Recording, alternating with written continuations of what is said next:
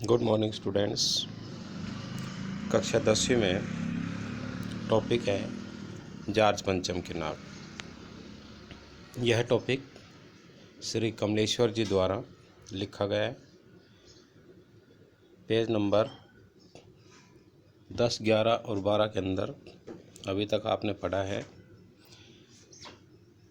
कि इंग्लैंड की महारानी एलिजाबेथ का भारत में आगमन होता है।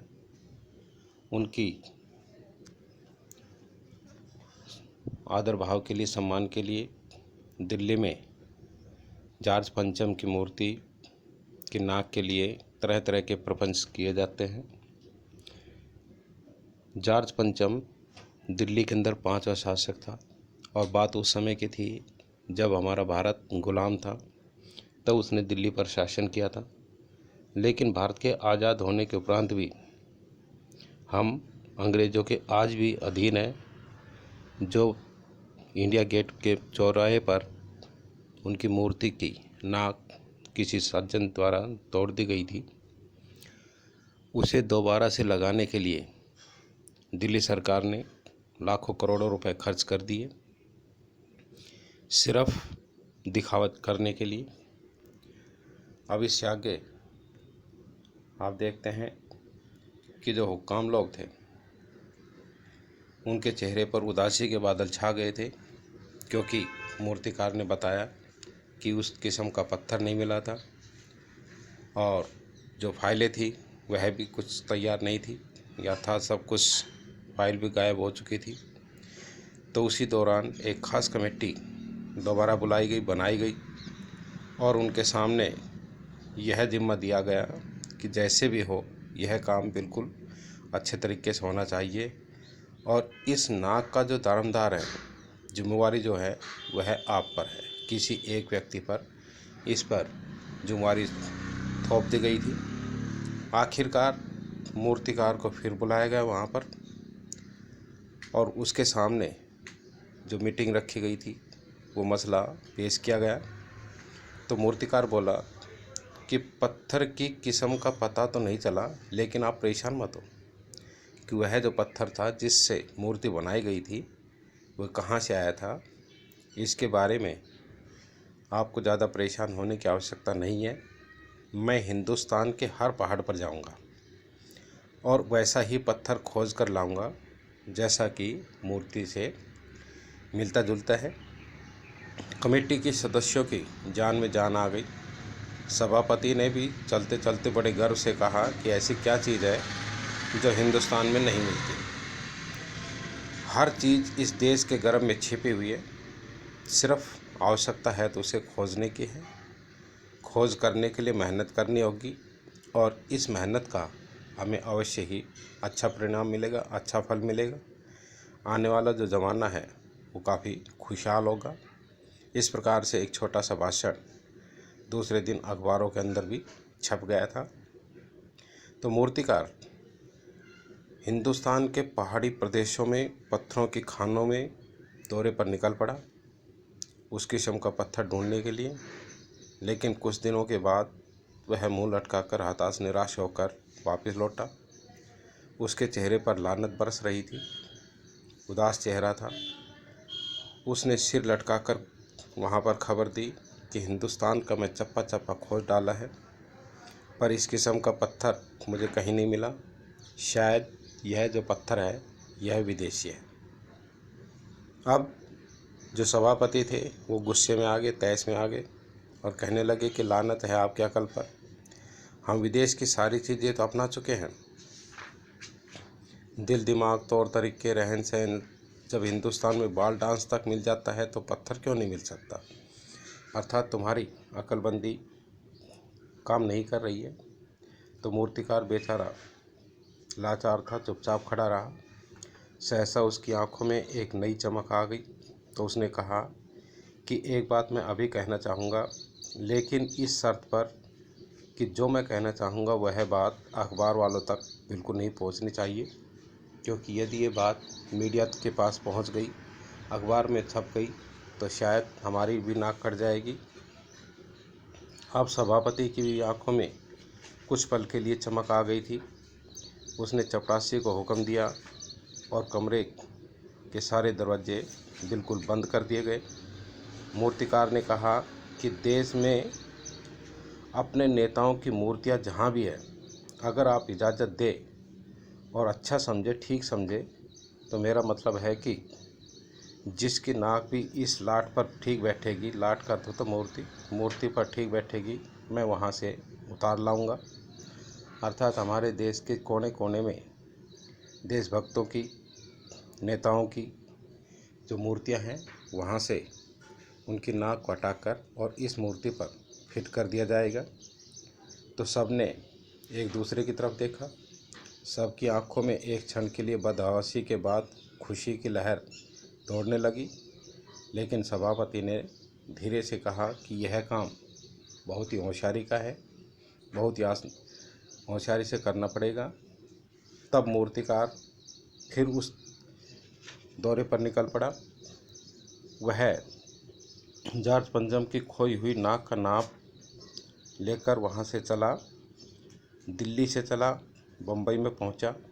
दादा भाई नौरोजी, गोखले, तिलक, शिवाजी, कौश जी, जहांगीर, सबकी नाकें उसने टटोली, नापी। गुजरात की तरफ दौड़ा। गुजरात के अंदर गांधी जी, सरदार पटेल, विठल भाई पटेल और महादेव देसाई आदि की मूर्तियों को भी उसने जांचा परखा। सभी देशभक्तों को देखने के उपरांत वह बंगाल की तरफ चला। वहां पर गुरुदेव रविंद्रनाथ टैगोर जी, सुभाष चंद्र बोस जी, राजा राम मोहन राय आदि सभी की मूर्तियों को उसने जांचा परखा, अच्छी प्रकार से देखा। लेकिन नाप देखने के बाद और वह बिहार की तरफ चल पड़ा। बिहार होता हुआ उत्तर प्रदेश की ओर आया। उत्तर प्रदेश के अंदर चंद्रशेखर आज़ाद, बिस्मिल जी, मोतीलाल नेहरू, मदन मोहन मालवीय जी की मूर्ति के पास भी पहुंचा और घबराकर वह मद्रास भी पहुंच गया। सत्यमूर्ति की मूर्ति को भी उन्होंने देखा और केरल और मैसूर आदि सभी प्रदेशों का दौरा करता हुआ अंत में वह पंजाब में पहुंचा। लाला लाजपत राय, भगत सिंह की मूर्ति से भी उनका सामना हुआ। आखिर में दिल्ली आया और अपनी मुश्किल बयान करता हुआ कहने लगा कि पूरे हिंदुस्तान की मैं परिक्रमा कराया हूँ, सब मूर्तियों को देख आया हूँ, सबकी नाकों का नाप मैंने ले लिया है, लेकिन जॉर्ज पंचम की इस नाक से सब बड़ी निकली। यहाँ पर लेखक कहना चाहता है कि जॉर्ज पंचम की जो मूर्ति की नाक थी वह बहुत ही छोटी थी। अर्थात उसकी नाक छोटी नहीं थी, केवल उसके कारनामे जो थे वो तुच्छ थे, बेकार थे। भारतीयों के प्रति उनके कारनामे अच्छे नहीं थे। इस कारण से लेखक ने यहाँ बताया है कि जॉर्ज पंचम की नाक काफ़ी छोटी थी, अर्थात उनके विचार काफ़ी बेकार थे। ऐसा सुनकर सब लोग हताश निराश हो गए और आपस में गुस्सा करने लगे, झुंझलाने लगे। तो मूर्तिकार ने फिर उनको धीरज बंधाया और आगे कहा कि सुना है कि बिहार के अंदर सेक्रेटेरिएट के सामने, सचिवालय के सामने सन 1942 के अंदर कुछ बच्चे शहीद हो गए थे। उन शहीद हुए बच्चों की मूर्तियां सचिवालय के सामने स्थापित की हुई है। शायद उन बच्चों की नाक ही फिट बैठ जाए, ऐसा सोचकर वह बिहार के अंदर भी पहुंचा सचिवालय के सामने और उन बच्चों की नाकें भी टटोली, लेकिन वे भी इससे कहीं ज़्यादा बड़ी बैठती है। अब बताइए मैं क्या करूं। मूर्तिकार बिहार पहुंचने के बाद भी हताश निराश होकर वापस लौट आया और उसने अपना भाव सभापति के सामने पेश किया। लेकिन राजधानी के अंदर सब तैयारियां चल रही थी, लगभग तैयारियां पूरी भी हो चुकी थी। जॉर्ज पंचम की जो मूर्ति थी उसको मलमल कर नहला दिया गया था, साफ़ सुथरा कर दिया गया था, रंग रोगन से सजा दिया गया था, सब कुछ हो चुका था। सिर्फ एक ही कमी नज़र आ रही थी और वह थी जॉर्ज पंचम की नाक। बात फिर बड़े हुक्कामों तक पहुंची। अफसर लोग में खलबली मच गई। जॉर्ज पंचम की जो नाक है नहीं लग पाई और रानी के आने का मतलब है कि हमारी नाक का कट जाना। अब समस्या यहाँ मूर्तिकार और सभापतियों की चल रही थी, लेकिन मूर्तिकार भी काफ़ी लाचार था, पैसे से लाचार था, मजबूर था। हार मानने वाला कलाकार फिर भी नहीं था। एक हैरत अंगेज ख्याल उसके दिमाग में फिर नया आया और उसने अपनी पहली शर्त दोहराई। कमरे के अंदर जो कमेटी बैठी हुई थी उनके सामने फिर वही अपना मसला पेश किया। उनके सभी दरवाजे बंद कर दिए गए। तो मूर्तिकार ने अपनी नई योजना उन सबके सामने प्रस्तुत की। क्योंकि जॉर्ज पंचम की नाक का लगना बहुत ज़रूरी है, इसलिए मेरी राय है कि भारत के अंदर जो 40 करोड़ लोग रहते हैं उनमें से यदि किसी की एक जिंदा नाक काट कर लगा दी जाए तो कैसा रहेगा। अब बात के साथ ही उस दौरान बिल्कुल सन्नाटा फैल गया था, क्योंकि जिंदा नाक का लगना कोई मामूली काम नहीं था। कुछ मिनटों की खामोशी के बाद सभापति ने एक दूसरे की तरफ देखा। सबको परेशान देखकर मूर्तिकार कुछ घबराया और धीरे से बोला कि आप लोग क्यों घबराते हैं, यह काम आप मेरे ऊपर छोड़ दीजिए। कि मूर्तिकार ने यह सारा कार्य अपने ऊपर ले लिया था। नाक का चुनना मेरा काम है, आपकी तो सिर्फ मुझे इजाज़त चाहिए। अब कानाफूसी हुई और मूर्तिकार को इजाज़त दे दी गई। अखबारों के अंदर भी इस प्रकार की खबरें छप गई थी। तो अखबारों में सिर्फ इतना ही छपा कि नाक का जो मसला है वह शायद कामयाब हो गया है, हल हो गया है, उसका समाधान हो गया है और राजपथ पर जो इंडिया गेट के पास जॉर्ज पंचम की लाटैम मूर्ति है, शायद उसकी नाक लग जाएगी। नाक लगने के पहले दिन फिर हथियारबंद पहरेदारों की तैनाती हुई कि वहाँ पर पहरेदार तैयार कर दिए गए। मूर्ति के आसपास का जो तालाब था उसे सुखाकर बिल्कुल साफ़ कर दिया गया।